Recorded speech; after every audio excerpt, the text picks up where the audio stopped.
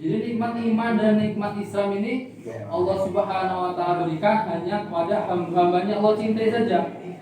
Sekian banyaknya Allah Subhanahu wa taala menciptakan hambanya di dunia ini, Allah Subhanahu wa taala memberikan nikmat iman dan Islam ini kepada hamba-hambanya yang Allah Subhanahu wa taala pilih. Kemudian hadirin yang dimuliakan Allah Subhanahu wa taala, bersyukur kita kepada Allah Subhanahu wa taala karena alhamdulillah sore ini Allah Subhanahu wa taala kumpulkan kita di tempat yang paling mulia, yang mana di dalamnya Allah Subhanahu wa taala janjikan rahmatnya Allah Subhanahu wa taala turunkan kepada kita semua. Kemudian Allah Subhanahu wa taala pilih kita menjadi umatnya baginda Muhammad sallallahu alaihi wasallam yang menjalankan perintahnya Allah Subhanahu wa taala, yaitu adalah puasa Ramadan. Puasa yang diwajibkan oleh Allah Subhanahu wa taala. Hadirin Bapak Ibu yang dimuliakan Allah Subhanahu wa taala, maka di dalam bulan Ramadan ini, di dalam bulan yang mulia ini, Allah Subhanahu wa taala janjikan bahwasanya di 10 akhir, di awal bulan Ramadan, yaitu pada 1 Ramadan sampai tanggal 10 Ramadan. Di 10 awal Ramadan Allah Subhanahu wa taala janjikan kepada umatnya yang berpuasa, kepada umatnya yang Islam, kepada umatnya yang beriman, yaitu Allah Subhanahu wa taala cucurkan rahmatnya. Allah Subhanahu wa taala bukakan pintu rahmatnya untuk kita semua. Maka di awal bulan Ramadan kemarin, yang niat sungguh-sungguh, yang puasanya sungguh-sungguh, maka Allah Subhanahu wa taala memberikan nikmat, memberikan karunia-Nya kepada kita semua yang sebanyak-banyaknya. Kemudian Allah Subhanahu wa taala janjikan di 10 kedua pada bulan Ramadan. Maka di 10 kedua bulan Ramadan ini Allah Subhanahu wa taala janjikan Allah Subhanahu wa taala akan mengampuni dosa-dosa kita semua. Allah Subhanahu wa taala akan mengampuni dosa-dosa kita yang kita lakukan selama 1 tahun penuh. Kemudian di akhir bulan Ramadan Allah Subhanahu wa taala janjikan Allah Subhanahu wa taala akan membebaskan diri kita dari api neraka jahanam. Maka Bapak Ibu yang dimuliakan Allah Subhanahu wa taala, di dalam bulan Ramadan ini kita memperbanyak amalan kita. Di antaranya baginda Rasulullah SAW, beliau memerintahkan kepada umatnya yaitu untuk memperbanyak membaca Al-Quran. Maka bagaimana di waktu-waktu kita yang sibuk ini kita longgarkan untuk membaca Al-Quran. Kita longgarkan untuk menghantamkan Al-Quran. Paling tidak 1 hari setengah juz 5 lembar Al-Quran kita baca. Ataupun amalan-amalan sunnah kita pertingkatkan. Amalan-amalan wajib kita semangatkan lagi. Ada cerita dulu. Ada cerita seorang ayah dan ibu memiliki anak yang sering membaca Al-Quran. Maka suatu ketika anaknya ini sering membaca Al-Quran. Pagi membaca Al-Quran, siang membaca Al-Quran, malam membaca Al-Quran. Intinya hidupnya ini hari-hari membaca Al-Quran. Maka suatu ketika si ayah ini wafat. Ayahnya wafat. Maka anak ini sedih, tinggal bersama ibunya menjadi yatim.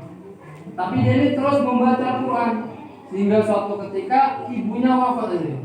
Ibunya wafat, maka tinggal jadi seorang yatim piatu sendirian. Tapi dia ini selalu membaca Al-Quran, hari-hari membaca Al-Quran, siang membaca Al-Quran, hidupnya ini membaca Al-Quran. Maka suatu ketika dia ini wafat juga. Maka ketika wafat, malaikat yang ada di langit sana membawa dia ini ke dalam surga. Maka ketika sampai dalam surga, dia ini mengatakan kepada malaikat, "Wahai malaikat, di manakah kedua orang tua saya? Di manakah bapak ibu saya?" Karena dia ini anak yang soleh, sering membaca Al-Quran, maka malaikat ini menjawab, "Wahai anak yang soleh, sesungguhnya kedua orang tua kamu berada di neraka. Sesungguhnya ibu ayah kamu ini berada di neraka." Maka dia ini izin kepada Allah Subhanahu wa taala, "Ya Allah, apabila Engkau ingin memasukkan saya ke dalam surga, maka masukkanlah kedua orang tua saya ke dalam surga.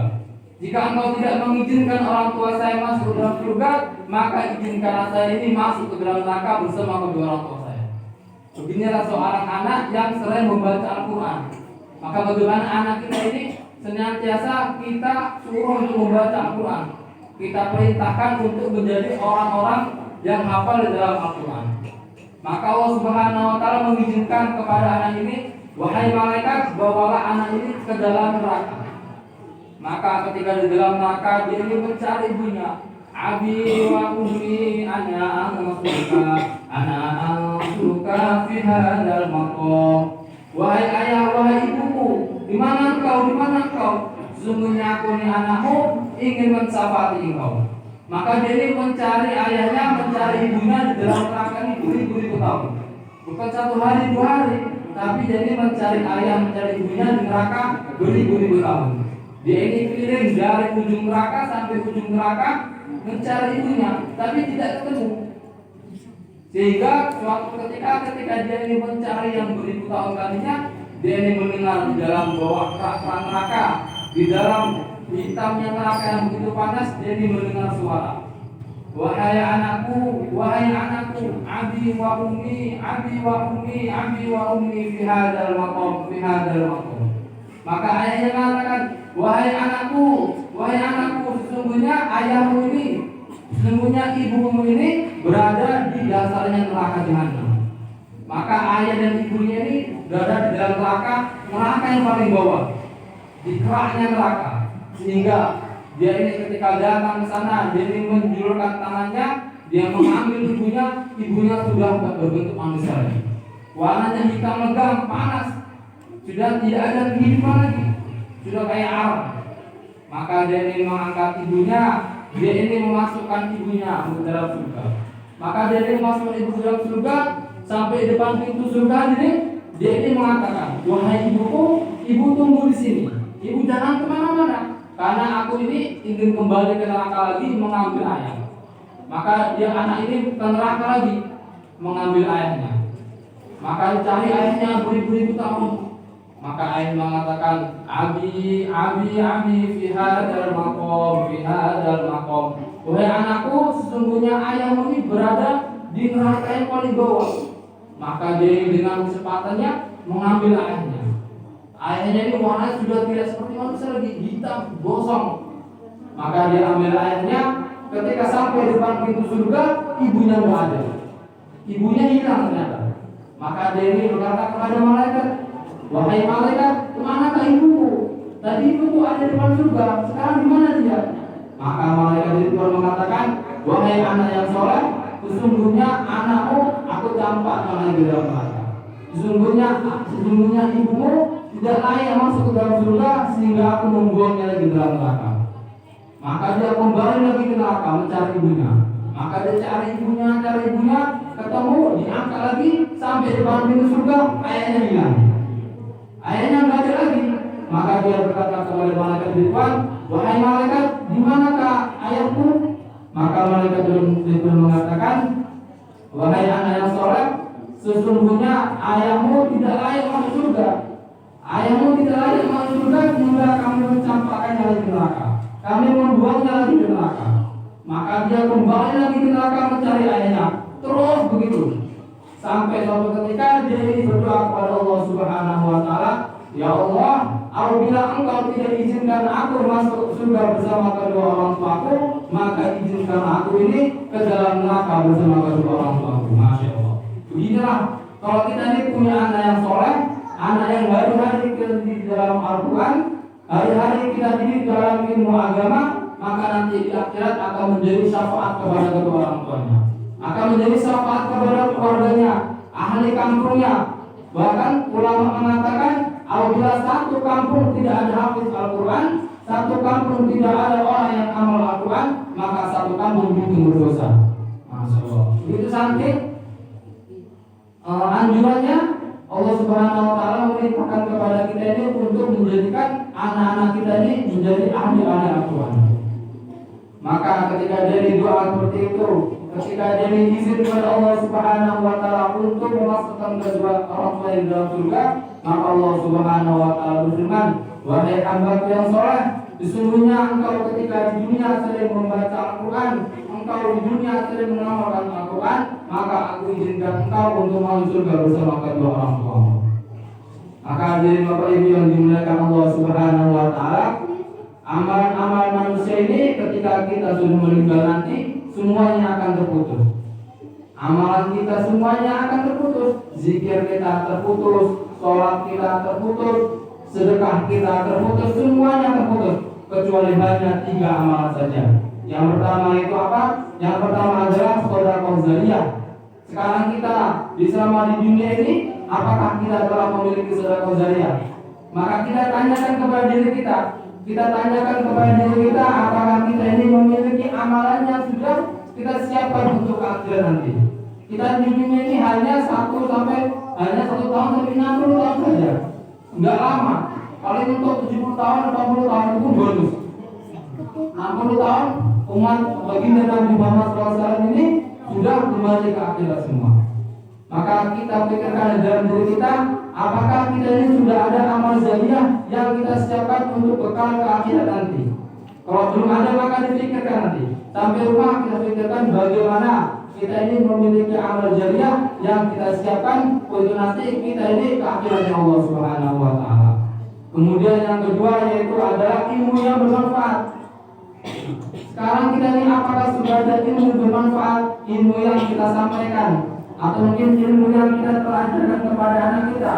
Apakah kita sudah mengajarkan anak kita ilmu yang bermanfaat sehingga menjadi bekal kita di akhirat?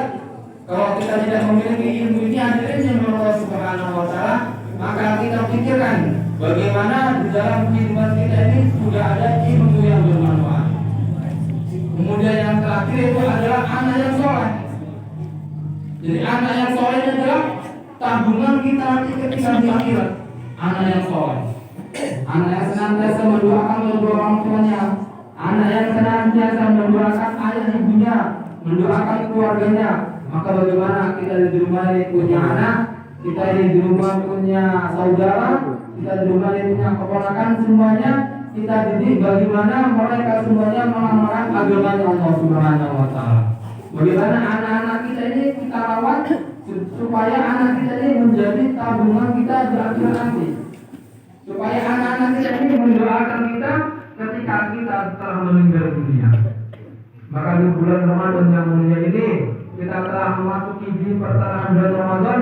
Bagaimana di Ramadan ini kita semangatkan lagi amalan-amalan kita tingkatkan lagi. Sholat-sholat sunnah kita, sholat-sholat wajib kita tingkatkan lagi. Karena Allah Subhanahu wa taala janjikan dalam bulan Ramadan, Allah Subhanahu wa taala akan melipat gandakan amalan-amalan sunnah menjadi 10 kali lipat. Kemudian amalan-amalan fardu menjadi 70 kali lipat pahalanya. Maka alhamdulillah Bapak Ibu yang dimuliakan Allah Subhanahu wa taala, alhamdulillah di sore ini kita kumpul di sini dengan acara buka bersama ini. Bagaimana kita punya pikir nanti sampai rumah, sampai seterusnya, sampai bulan-bulan seterusnya, bagaimana anak kita, saudara kita, suami istri kita di rumah kita didik untuk menjadi ahli-ahli Al-Quran. Insyaallah. Alhamdulillah ini yang dapat saya sampaikan. Apabila ada salahnya datang dari diri saya, apabila ada benarnya maka datang dari rahmat Allah Subhanahu wa taala. Wabillahi taufiq wal hidayah. Assalamualaikum warahmatullahi wabarakatuh.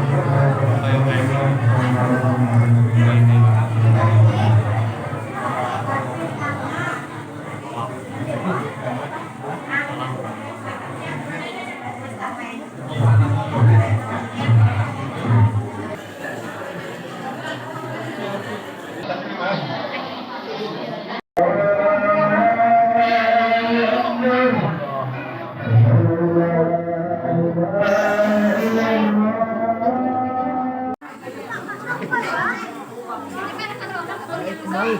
Sama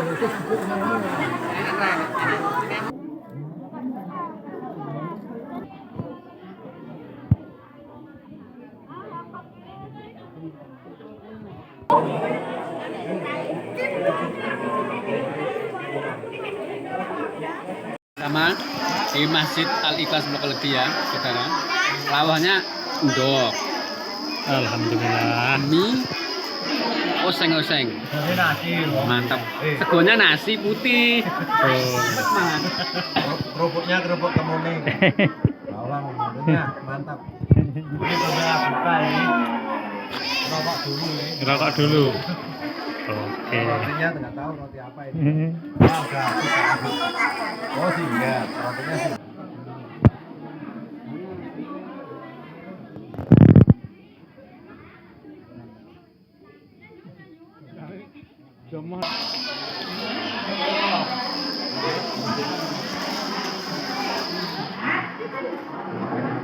Depan kan ada kau kan? Ada lapangan kan?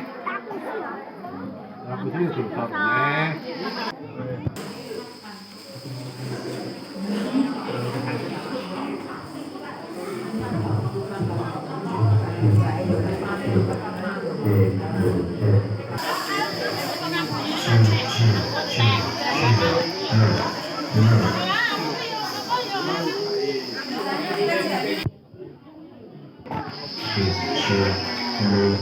Hello,